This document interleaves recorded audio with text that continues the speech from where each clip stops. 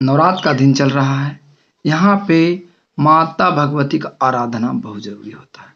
नवरात्र में अगर भगवती का आप आराधना करते हैं तो आपकी सारी मनोकामनाएं पूर्ण होती है। ऐसो तो भगवती को आप जब भी याद करेंगे, माता आपके लिए सदा ही उपलब्ध रहती हैं, सदा ही आपके दुख दरिद्र को दूर करती हैं, आपकी संकट को हर लेती हैं। नवरात्र माता का अपना दिन होता है। इस नवरात्र में माता सभी भक्तों का दुख हरने के लिए ही समझिए निकल पड़ती हैं, और जिनके जो दुख होता है वो माता हर लेती हैं, उनकी सारे विघ्न बाधाओं को दूर कर देती हैं। जो भी भक्त माता को आदर से प्रेम से बुलाता है, पुकारता है, हे जगदम्बे मेरी ये दुख है, मेरी ये कष्ट, हे माता इसे दूर करो, हे जगदम्बे मेरी साथ दो माँ, हे माते मेरी सहायता करो, तो माता आती हैं, उसकी सारे विघ्न बाधाओं को दूर करती हैं। तो आइए अष्टम अध्याय को पहले हिंदी में सुन लेते हैं, उसके बाद माता भगवती संस्कृत से प्रसन्न होती हैं तो संस्कृत में पाठ करेंगे, फिर उसका अर्थ हम लास्ट में हिंदी में बताएंगे। आखिरी तक आप बने रहेंगे ताकि आप दुर्गा सप्तशती का ये अष्टमो अध्याय पूरा समझ सकें। भक्तों आइए मैं इसका अर्थ बताता हूँ। मैं अनिमा आदि सिद्धमयी किरणों से आवृत भवानी का ध्यान करता हूँ। उनके शरण का रंग लाल है, नेत्रों में करुणा लहरा रही हैं तथा हाथों में पास, अंकुश, बाण और धनुष शोभा पाते हैं। ऋषि जी कहते हैं, चंड और मुंड नामक दैत्यों को मारे जाने तथा बहुत सी सेना संहार हो जाने पर दैत्यों के राजा प्रतापी शुंभ के मन में बड़ा क्रोध हुआ और उसने दैत्यों के संपूर्ण सेनाओं को युद्ध के लिए कुछ करने की आज्ञा दी। वह बोला, आज उदयुध नाम के 86 दैत्य सेनापति अपनी सेनाओं के साथ युद्ध के लिए प्रस्थान करें। काम्बु नाम वाले दैत्यों के 84 सेनापति अपनी वाहनी सेना से घिरे हुए यात्रा करें। 50 कोटि वीर कुल के और 100 द्रोम कुल के असुर सेनाओं मेरी आज्ञा से सेना सहित कुछ करे। कालक, द्रौहद, मौर और काल के असुर भी युद्ध के लिए तैयार हो मेरे आज्ञा से तुरंत प्रस्थान करे। भयानक शासन करने वाले असुराराज कुंभ इस प्रकार आज्ञा दें, सहस्त्रों बड़े बड़े सेनाओं के साथ युद्ध के लिए प्रस्थान हुआ। उसकी अत्यंत भयंकर सेना आती देख चंडिका ने अपने धनुष की टंकार से पृथ्वी और आकाश के बीचों बीच भाग गुंजा दिया। राजन तदंतर देवी के सिंह ने भी बड़े जोर जोर से दहाड़ना आरंभ किया। फिर अंबिका ने घंटे के शब्दों से उस ध्वनियों को भी बढ़ा दिया।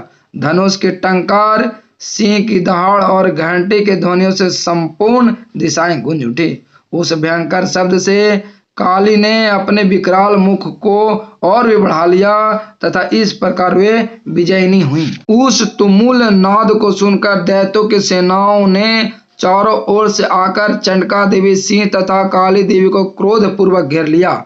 राजन, इसी बीच में असुरों के विनाश तथा देवताओं अभ्युदय के लिए ब्रह्मा, शिव, कार्तिकेय, विष्णु तथा इंद्र आदि देवताएं शक्तियां जो अत्यंत पराक्रम और बल संपन्न थीं, उनके शरीरों से निकलकर उन्हीं के रूप में चंडिका देवी के पास गईं। जिस देवता का जैसा रूप, जैसा वेशभूषा और जैसा वाहन, ठीक वैसे ही साधनों से संपन्न हो उसकी शक्ति असुरों के युद्ध करने के लिए आई। सबसे पहले हंसयुक्त विमान पर बैठी हुई अक्षय सूत्र और कमंडल से सुशोभित ब्रह्मा जी की शक्ति उपस्थित हुई, जिसे ब्राह्मणी कहते हैं। ब्रह्मा देव जी की शक्ति वृषभर में आरूढ़ हो, हाथों में श्रेष्ठ त्रिशूल धारण किए, महानाग का कंकन पहने, मस्तक में चंद्र रेखाएं विभूषित तो वहां आ पहुंची। कार्तिकेय जी की शक्ति रूपा जगदम्बिका उन्हीं के रूप धारण कर श्रेष्ठ मयूर पर आरूढ़ हो, हाथों में शक्ति लिए दैत्यों से युद्ध करने के लिए आई। इसी प्रकार भगवान विष्णु की शक्ति गरुड़ पर विराजमान हो, शंख चक्र गदा शंखाधनुष तथा खड्ग हाथ में लिए वहां आए। अनुपम यज्ञवाराह का रूप धारण करने वाले श्री हरि की जो शक्ति है वह भी वाराह शरीर धारण करके वहां उपस्थित हुई। नरसिंह शक्ति भी नरसिंह के समान शरीर धारण करके वहां आई। इस प्रकार सभी शक्तियां वहां उपस्थित हुई अपने मूल स्वरूप में। तदनंतर उन देव शक्तियों से घिरे हुए महादेव जी ने चंडिका से कहा, मेरी प्रसन्नता के लिए तुम शीघ्र इन असुरों का संहार करो। तब देवी के शरीर से अत्यंत भयानक और परम उग्र चंडिका शक्ति प्रकट हुई, जो सैकड़ों गिदड़ियों भांति आवाज करने वाली उस अपराजिता देवी ने धूमिल जटा वाले महादेव जी से कहा, भगवान आप शुंभ निशुंभ के पास दूत बनकर जाइए और उन अत्यंत गर्वीले दानव शुंभ निशुंभ दोनों से कहिए, साथ ही उनके अतिरिक्त भी जो दानव युद्ध के लिए वहां उपस्थित हों उनको भी यह संदेश दीजिए, दैत्यो यदि तुम जीवित रहना चाहते हो तो पाताल को लौट जाओ, इंद्र को त्रिलोकी का राजा मिल जाए और देवता यज्ञ भाग का उपभोग करे। यदि बल के घमंड में आकर तुम युद्ध की अभिलाषा रखते हो तो आओ, मेरी सीमाएं तुम्हारे कच्चे मांस से तृप्त हों।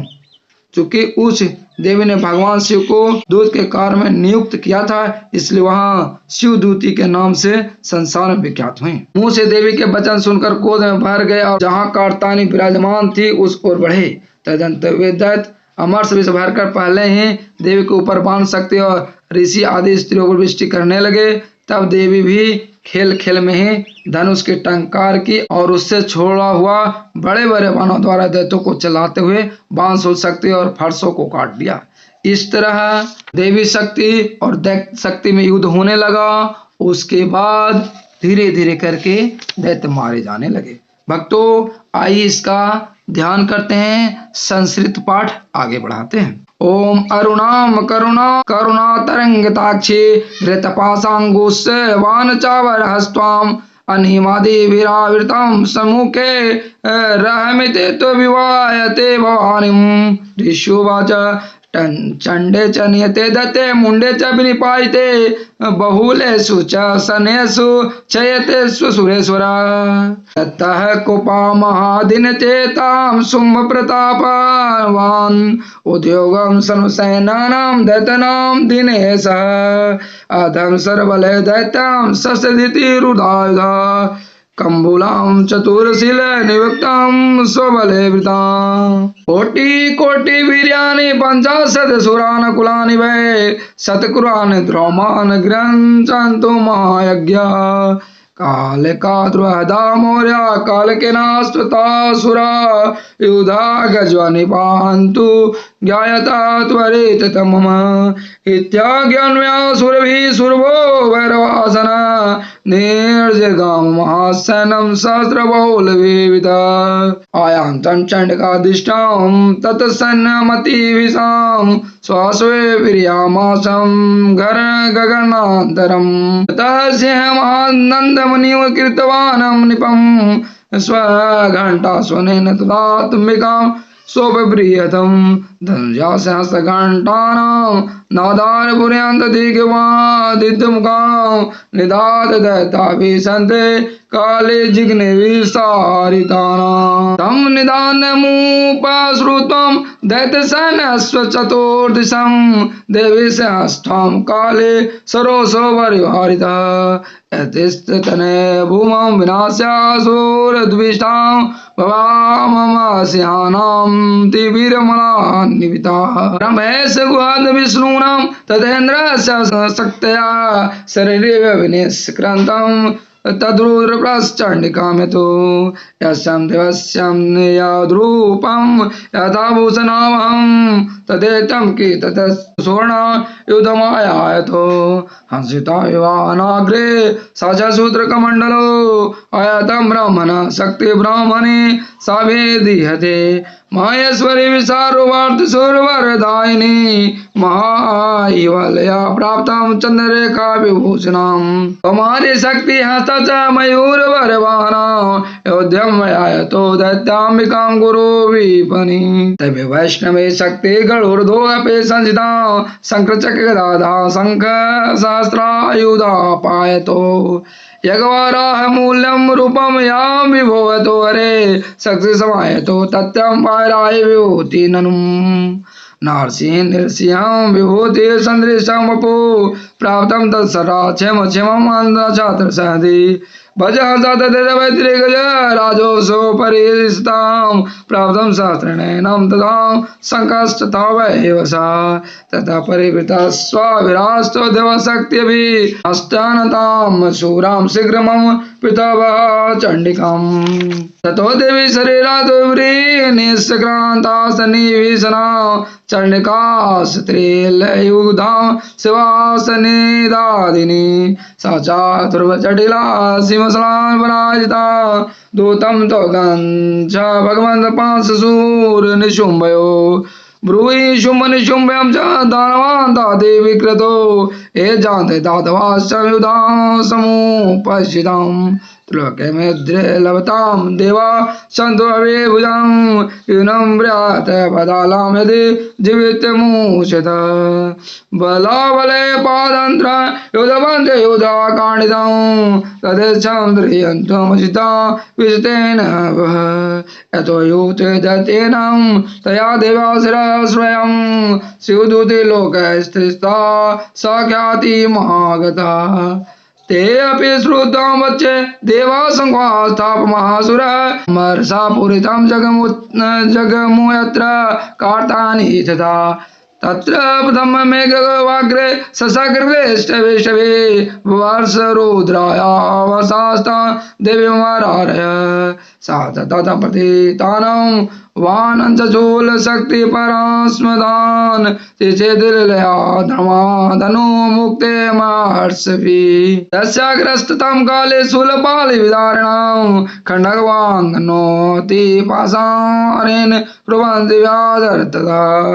कमण्डलुं जजाचे ममार्तवीर्यातो सदा ब्राह्मणे चाकमरोष चचोरं तेन तेन समधावति माहेश्वरि तुर्शूलं ददा चक्रेण वैष्णवे दैत्या जजाधानं कौमारे तदा सकात्यातिकोपना ऐन्द्रिकुल समानेन सतसो दैत्यदानवा मैत्रुर्विदारितां पृथ्वा रुधिरोदर प्रवर्षणे तुण्ड प्रहार विधस्वां दृष्टं ग्रहस्रवच्छावारामो त्वां नतस्य केन च विदारितां नखे विदारिराश्चान्यन्तां पश्यन्ति महासुरम् नारसिंह जजार राज नदार पूर्णदिग्रम चंडाटः शैरसूरा शिवदूत विधिसुधा पितृपृथिव्या पतिताष्टां शंखखादार्थचायदा इति मातिगणा क्रोधां मदंस महासुरं दिष्ट्वामयूपाये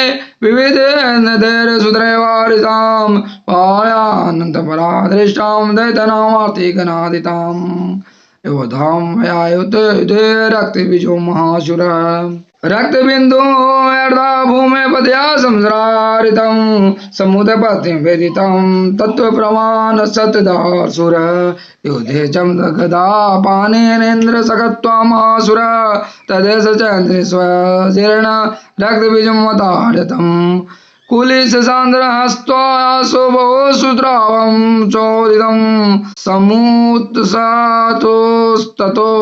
योधास्त्वद्रुमास्त्वपराक्रमा यावद्पतितास्तं शरीराद्रात्वबिन्दवा तावतं पुरुषजातात्वजाता ध्रुवेवलव्रीक्रमा ते चावियुधुस्त्वां पुरुषं रक्तसम्भवा सम्मातृभिरत्ते युग्र सन्त्रापादास्त भीषणं पुनः वज्रपातेन सनन्त्वशिरो यदा भवाव रक्तं पुरुषास्तो जातं सहस्रशः वैष्णवे समरे चैनं चक्रेण बीजनामः जयदात्रवाक्यामा संवेन्द्रे तं सुरेश्वरम् वैष्णवे कृतचक्रमाभिस्तं रूढेरस्त्राणवासुपै शस्त्रो जगत्रव्याप्तं तन्प्रभाने महासुरे सकत्वा जङ्घान कौमारे कौमारे च ददासिना मास्वर्ति स्वनः रक्तबीजं महासुरम् स चापि गद्वां दैत्यं सर्वायवानं पृथक् माद्रिकुलसमादिष्टो रक्तबीजो महासुरः ततः सहस्तां बहुधां शक्तिशूल द्विविशवि पपातं यो वै रक्तो धस्तेनाश्चातो सुरा तैस्सवासुरा शिक्षमभूतैर्सुरे सकलं जगत् व्याप्तमासीत् ततो देवा भयमाजङ्गमुत्तम् तां विष्णुनां सुराणां दिष्टां चण्डिकां प्रासतस्वरा वाचं कालिचामुण्डे विस्त्रेण वदनं कुरु मञ्चापादास्मभूतां रक्तबिन्दं महाशुरां रक्तबिन्दुपतिशं स्वक्तां तान् वेगिनां भक्ष्यन्ते चरं रत्ने अधुर्मन्नान् महासुरां वयवस्सां दैतानां च रक्तो गमिष्यति भक्ष्यामानं स्वं शोक्रं न चोत्तपदाचन्ति चापरे यथयोक्तं तं ददो देवी सुललिताभिलाषङ्गानं तं मुखे काले जगृहे रक्तबीजं सोहितं ततो श्रवाजाधातं गद्यां तत